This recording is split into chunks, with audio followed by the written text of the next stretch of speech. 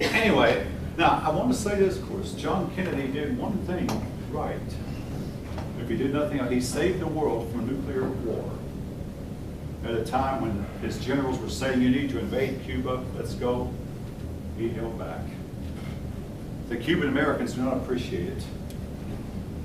He had one other problem. He could not get his legislation passed.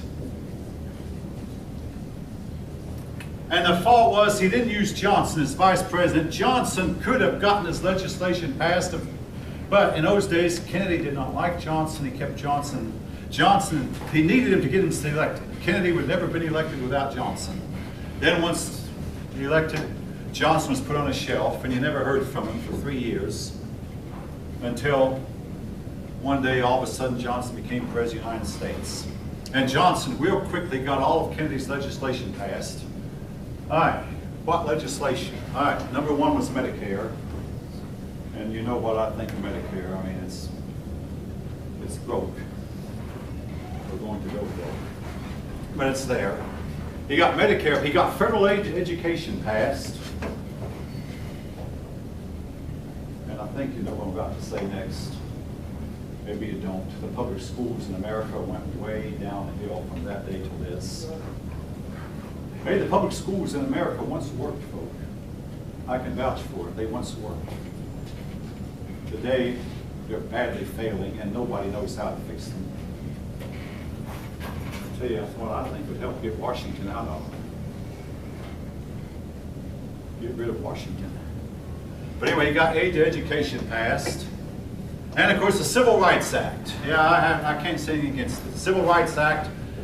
Black people in the South were not allowed to vote, and this was to remain true throughout the 1968 election. By 1970, the Civil Rights Act was actually passed in 1964, but blacks were intimidated from registering. I had a student one time do a paper on how that the black people were convinced to register.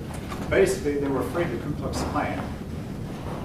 So what they convinced was, we all must register, all of you at once. Don't be afraid, and then stand together. There were too many of you for the Klan to handle. They all finally did, rose up and registered in a pile. Now again, you might have heard a different account of it. It depends on what you read and when you read it. But eventually, the blacks in the South did register to vote, and there was too much for the Klan to handle. All right, Johnson. His administration, remembered for being prosperous, very prosperous, but at the same time very unhappy. The Vietnam War escalated, and young men were taken away from their homes and shipped off to Vietnam, where 50,000 Americans died and many thousands more were wounded. And the war went on and on and on and on, seeming with no end. Rioting occurred in the streets, both of a racial nature and students, anti-Vietnam War protests, and the rioting seemed to get worse and worse. And Johnson could only sit in the White House and watch it from the White House TV and watch the riots and just feel helpless to do anything about it. From that day to this, Johnson goes down in history as one of the more unpopular presidents that we've had. What's that? No. All right. Yeah. All right, no. Anyway, he dreamed of being president, wanted to be president, and got there. The Greeks had a saying. This saying has been applied to Nixon more than Johnson, but it said sometimes the best way the gods have to get back at a man is to give the man what he thinks he wants. Johnson thought he wanted to be president, got to be president and wanted to grief. He left office embittered. Nixon, now Nixon knew he wanted to be president. He's the next one. Nixon endured more grief than any other president. All right. Nixon represented a swing to the right. He was a Republican. He ran on a policy of a promise that I'll bring the nation together again. He also ran on a campaign of law and order. He got in office, and he did repeal a lot of Johnson's pork barrel legislation. Johnson's socialistic legislation, sometimes called pork barrel. In fact, I'm teaching from an American history book when I teach that the one this school uses really praises Nixon very highly for doing several things right. Number one, he opened up the doors for China and recognized Red China as being a legitimate government and had Red China admitted to the UN. He ended the Vietnam War. When the United States began to become friends with China, North Vietnam realized we might better start making peace because China is not going to really help us anymore. So he ended the Vietnam War, opened up trade with China, began to make peace overtures also to Russia, toward the Soviet Union. During his watch, we made our first flight to the moon and back. But Nixon will always be associated with an event called Watergate. Watergate has made such a dent on the presidential image that every presidential scandal from that day forth has been named Gate. Ronald Reagan had a scandal called Debategate, where it was proven it's one of his aides, one of Jimmy Carter's aides, had told Ronald Reagan what Jimmy Carter was going to say during the debate, so it was called Debategate. And of course, under Bill Clinton, we had a lot of gates. Whitewater Gate, Monica Gate, Paula Gate, Jennifer Gate.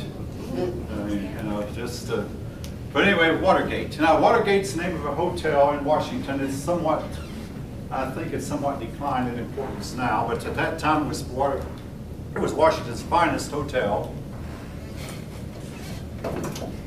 And the Democratic Party had set up their headquarters in the Watergate Hotel.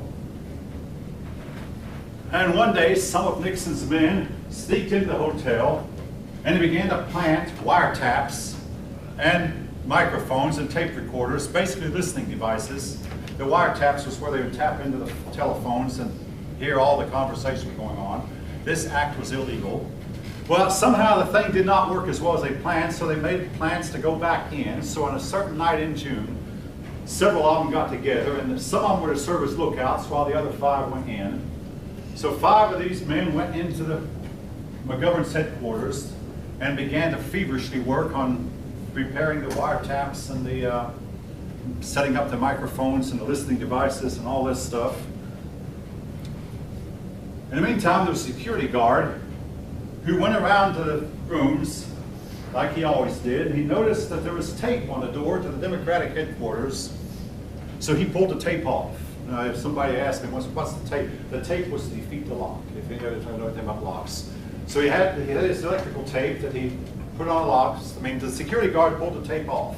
Well, Gordon Liddy went to the door and noticed, hey, the tape is gone.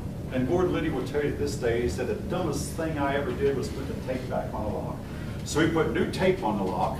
The security guard came back, and there was tape on the door. He realized whoever put the tape on had to be inside, because nobody had a key to the room. So whoever was inside, so he did what he was supposed to do. He called the police. There were lookouts looking for cop cars, except the police were really busy that night, and all they had they could send to the hotel was a plainclothes detective in an unmarked car. And in those days, of course, everybody in Washington wore suit and tie.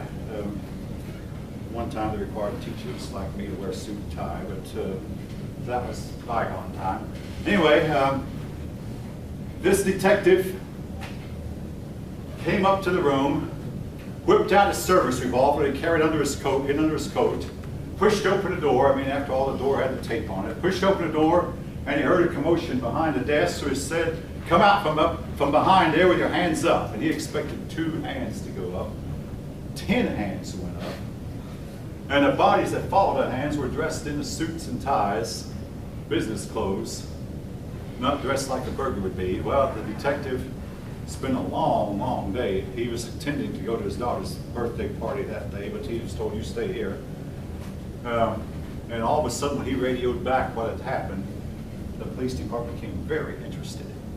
It was found that the men who had broken in were working for the committee to re-elect the president. Now, Nixon could pick some weird names.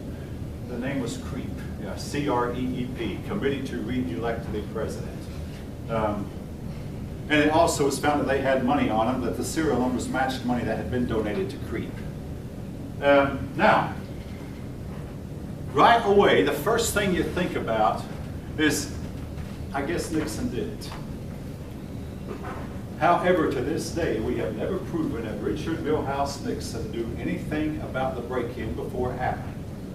Now, I've had students say, the boss always knows what's going on. And right in the same class, another student said, no, we spent half our time on our jobs trying to keep things from our boss.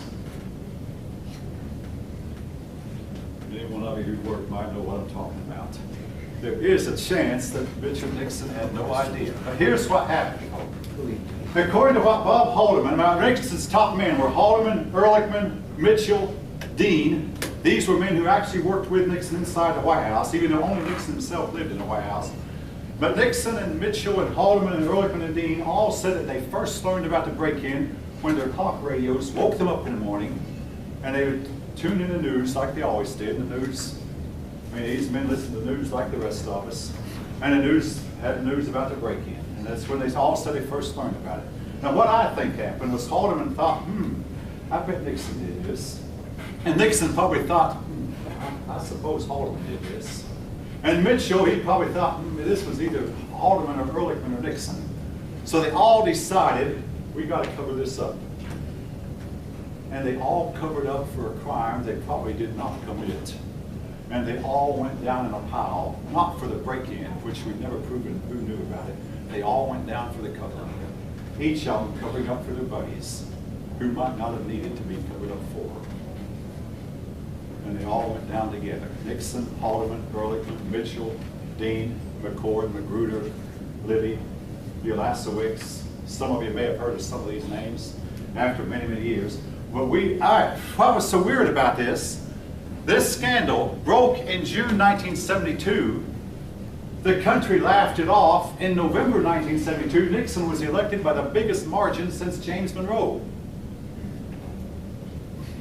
Only Massachusetts and the District of Columbia voted against him. Yeah, his own District of Columbia voted Democrat, but the state of Massachusetts voted Democrat. The rest of the country voted Republican overwhelmingly.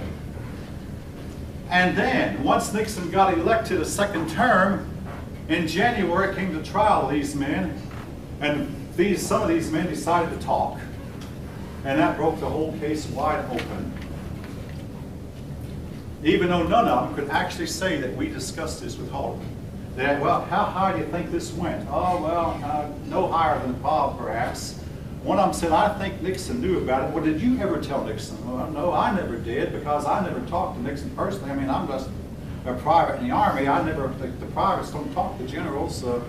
Well, make a long story, these men tried to cooperate, but the fact is none of them would tell that they talked to anyone really high up in the administration. For all we know, these men just decided to pull a caper without any authorization from higher up. But they brought down the president, perhaps without meaning to. The president, Haldeman and Ehrlichman, today they're all three are deceased. Now, Dean was a younger man. Dean told the country that the president had known about the cover-up at the beginning, that he himself admitted he had covered up. And this was the thing that eventually led to Nixon resigning. Now Richard Nixon was never impeached. He resigned before he had a chance. If he had let it go through, he probably would have been impeached and voted out of office. But he resigned before he becomes the only president to resign. He was never impeached. The only two presidents who were impeached, Andrew Johnson and Bill Clinton, and neither one of those were actually removed from office. The word impeach means the House brings the charges.